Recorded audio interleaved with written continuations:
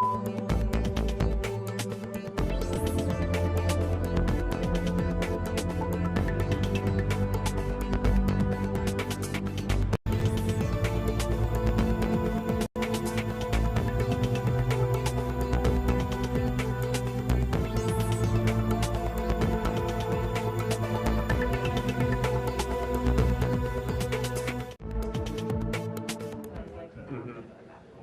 your team good?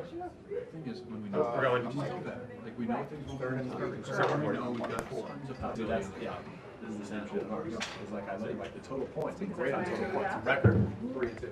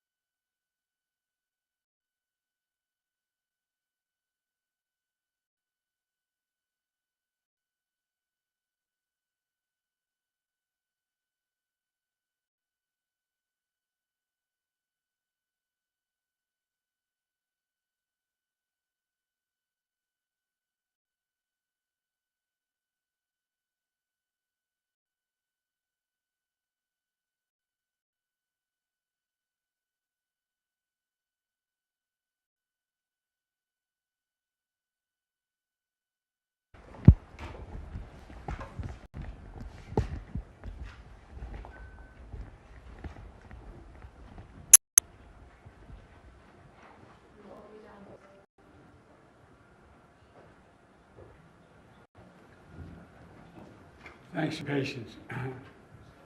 As you know, I put out a statement this morning. I'm canceling my trip to Germany and Africa.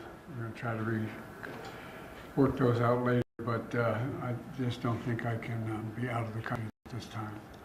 Number one. Number two, we're going to stay focused on what's ahead of us right now. I've been briefed by the senior leaders of this administration and who are driving up preparedness for Hurricane Milton, which could be one of the worst storms in 100 years to hit Florida, and continued efforts on Hurricane Helene. I've directed the team to do everything it can to save lives and our communities, help our communities before, during, and after these extreme weather events, and that's being done. That's being done. I've spoken to all the political leaders in the region, some of them more than once, and I've told them anything they ask for they can get. We've given, and we've got an overwhelming response, a positive response from everyone from the governors of Florida up to North Carolina. And mayors, leaders, local have expressed their sincere gratitude for the work of FEMA and for the work of my entire administration. Now, I've also served thousands of federal personnel on the ground across the southeast already and deliver every available resource as fast as possible. And my priority is to increase the size and presence of our effort. And as we prepare for another catastrophic storm about to make landfall, you know, I've been in constant contact with our director of the National Weather Service, Ken Graham, who's kept me informed the last several days of what to anticipate. You never know until it happens, but very, very engaged. He made clear to me just how dangerous this storm is, indicating that winds had reached up to 180 miles an hour. 180, that's not guaranteed it's going to hit the shore at 180 miles, but they've reached up to 180 miles an hour. And a possible storm surge as it hits the coast of Florida of 15 feet, which can be devastating. The current path of the storm is expected to Tampa Bay area and cut directly across the state, east to west, all the way across the state, with the potential for this storm to both enter Florida as a hurricane and leave Florida as a hurricane on the Atlantic coast. This could be the worst storm to hit Florida in over a century. And God willing, it won't be, but that's what it's looking like right now. Immediately approved the pre-landfall emergency declarations in Florida.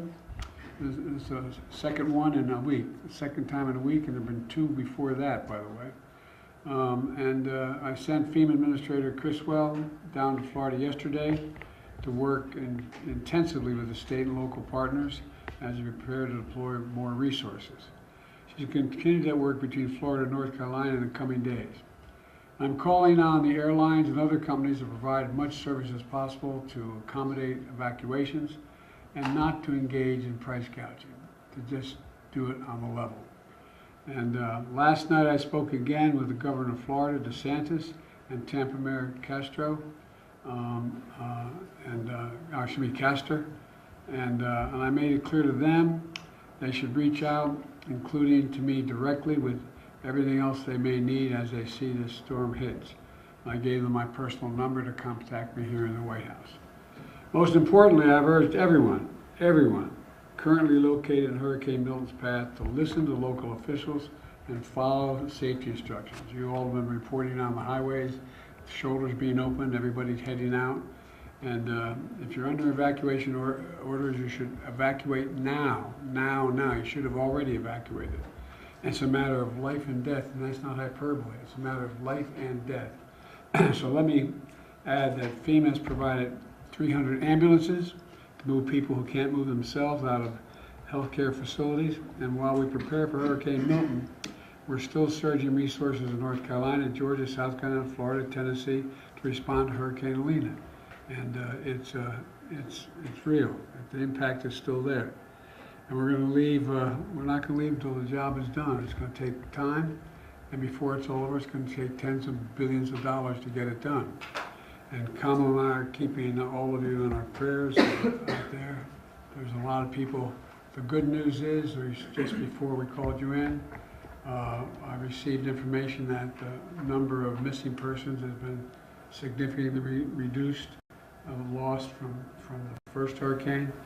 But we'll have more information on that later. So that's the situation, and we're not going to leave till the job is finished. It's going to take a while. Sir, what's the risk of political figures sharing misinformation during this time? Past prologue is real, but the fact of the matter is, I think we have, I've been able to contact all the governors. They are sticking up for what they've asked for. They're pointing out that they're satisfied with everything they're getting, but I can't speak for others on it. And I mean, just, look, those who do it to try to damage the administration. Well, we can take care of ourselves. But it misleads people. It puts people in circumstances where they panic, where they really, really, really worry. They think now we're not being taken care of. And it really is, it's going to sound, I use an old phrase, it's un-American. It really is. People are scared to death. People know their lives are at stake. All that they've worked for, all that they own, all that they value. And it's just, anyway. Mr. President, can you give us a sense of how Vice President? Thank you, guys. Can you give us a sense of Vice President Harris's role in this? Wait. I'll have plenty of time to talk about Angola. I still plan on going to Africa. I'll have plenty of time to talk about what's going on in Latin America and South America in terms of the Amazon. And I'm going to be talking today with my friend, the Chancellor of Germany, and we're going to try to work that out. We've already contacted all these people, okay? But I'm going to be on the phone today. I'm heading shortly when I get up from here. I'm heading out to Wisconsin, to Milwaukee, but I think we can. I'm still planning on visiting all the places I said I'd be and all the conferences I said I'd participate in. Mr. President,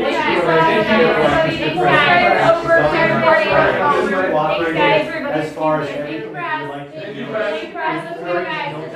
The governor of Florida has been cooperative. He said he's gotten all that he needs. I talked to him again yesterday, and I said, no, you're doing a great job. It's all being done well. We thank you for it. And I literally gave my personal phone number to call. So I don't know. There was a rough start in some places, but every governor from Florida to North Carolina has been fully cooperative and supportive and acknowledged what this team is doing. And they're doing an incredible job. But we got a lot more to do. Let's go, everybody, let's start right now. Thank you, Josh. Thank you, guys. This is where it's come to an end. Thank you for your time. Thanks, guys. Vice President, Thank you, guys. Thank you, guys. Thank you, press. Let's go. Thank you, press. Thank you, press. Thank you, press. Over. Thank you, guys. Thank you, press. Thank you, folks. Thank you, press. Thank you, Randy. Thank you. Thank you. Thank you. Thanks, everyone.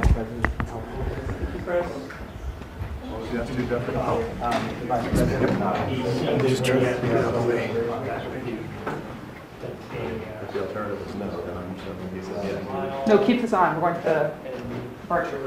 I'm not going to the lawn? I thought they needed me to go to the lawn. No. Because they didn't let us Did freeze I that. go to the lawn? They wanted me to go to the lawn and front this. Oh, okay. I think